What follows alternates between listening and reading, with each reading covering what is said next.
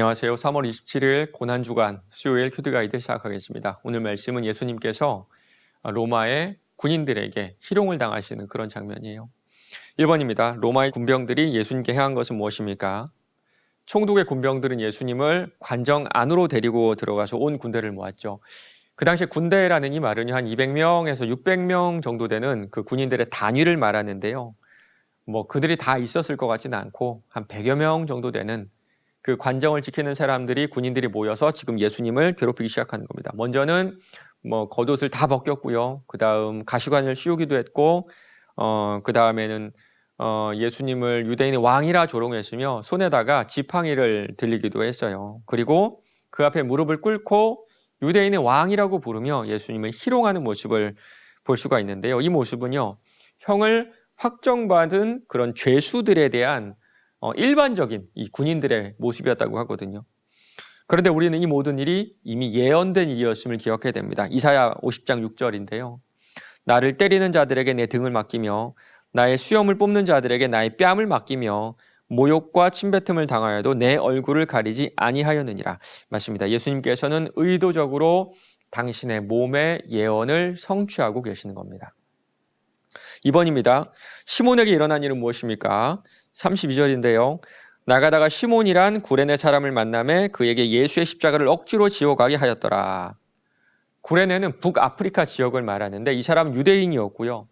아마 유월절을 지키기 위해서 예루살렘을 이렇게 성지 순례하는 그런 시간이었을 것 같아요. 예수님은 이미 많은 피를 흘리셨기 때문에 당신의 십자가를 지고 그 십자가가 세워지는 그곳까지 아마 가지 못할 정도로 육체가 많이 상하셨을 것 같습니다.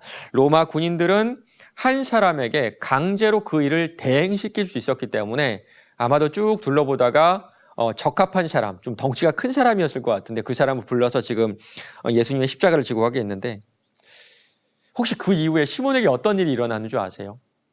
저도 잘 모릅니다. 그러나 성경에 그 이후에 어떤 일이 있었는지 좀 추측해 볼 만한 그런 내용이 있거든요. 마가복음을 기록한 마가는 시몬을 이렇게 기록했어요. 마침 알렉산더와 루포의 아버지 구레네 사람 시몬이 시골로부터 와서 지나가는데 그들이 그를 억지로 같이 가게 하여 예수의 십자가를 지우고 시몬의 자녀들이 누구인지 밝히죠. 왜 밝혔을까요? 아마도 마가복음을 읽는 그 독자들이 이 시몬의 자녀들을 알고 있었기 때문입니다. 100% 확신할 수는 없지만 아마도 시몬은 예수님의 십자가를 대신 지는 이 사건을 통해서 예수님을 구주로 영접했을 가능성이 커요. 3번입니다. 예수님께 마시게 했던 것은 무엇입니까? 예수님은 어떻게 반응하십니까? 골고다에 이르렀을 때 예수님에게 쓸개탄 포도주가 제공이 되죠. 유대 전승에 따르면 예루살렘의 여자들이 이러한 포도주를 준비해서 죄수들이 마시겠다는 내용이 나오는데요. 마가복음에는 이 포도주에 모략이 추가됐다라고 기록되어 있거든요.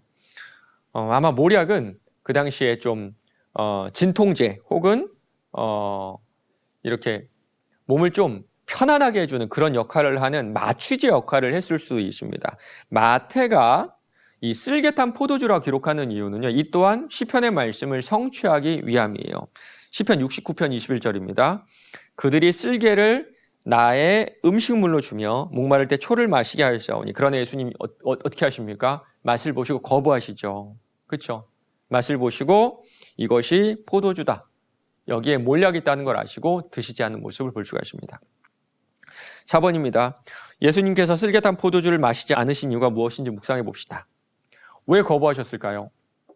정확히 알 수가 없어요.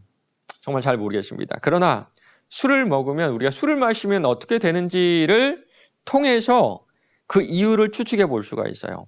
아마 예전에 우리 성도님들 가운데서도 우리 예수 믿기 전에 또 교회 다니시기 전에 술 드신 분들 계시죠? 여러분 그때의 기억을 한번 떠올려 보시기 바랍니다.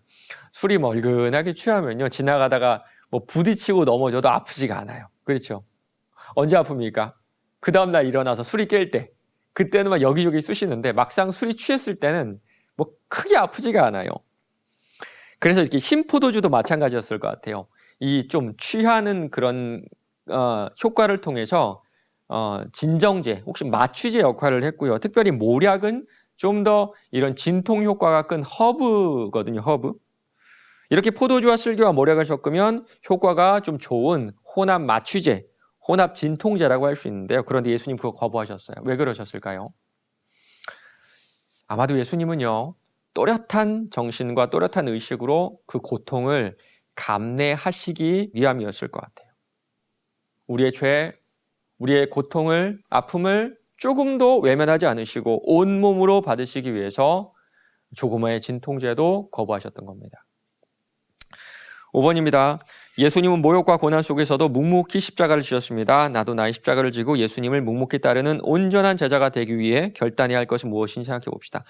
온전한 제자가 되는 방법 여러 가지가 있겠죠. 그러나 저는 올해 우리 교회 표어를 조금 더 묵상해 보셨으면 좋겠어요.